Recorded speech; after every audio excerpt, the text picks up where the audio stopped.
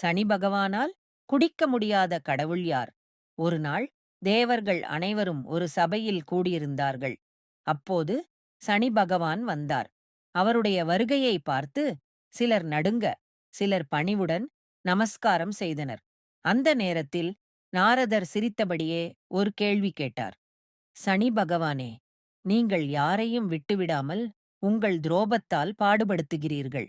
ஆனால் இந்த உலகில் உங்களால் தாக்க முடியாத ஒருவர் இருக்கிறாரே. யார் அவர் தெரியுமா? சனி பகவான் சற்றே சிந்தித்தார். நான் அனைத்து தேவதைகளையும் மக்களையும் பரிசோதிக்கிறேன்.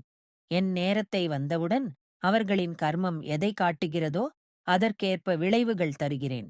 ஆனாலும் யாரையும் நான் தாக்க முடியவில்லை என்றால் அது யாராக இருக்க முடியும்?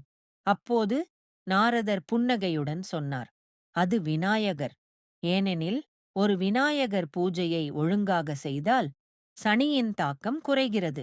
விநாயகரை பிரார்த்திக்கும் அனைவரும் சனியின் கடுமையான பார்வையிலிருந்தும் பாதுகாக்கப்படுகிறார்கள். சனி பகவான் நேர்மையாக ஒப்புக்கொண்டார். ஆம், அது உண்மைதான்.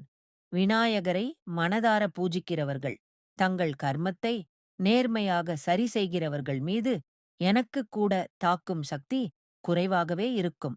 அந்தக் கதையை கேட்ட தேவர்கள் அனைவரும் நமஸ்காரம் செய்து விநாயகரை முதலில் வழிபட வேண்டும் என்ற உண்மையை உணர்ந்தனர். இந்த சேனலை பிடித்திருந்தால் லைக் செய்து சப்ஸ்கிரைப் பண்ணி உங்க கருத்து கமெண்டில் கூறவும்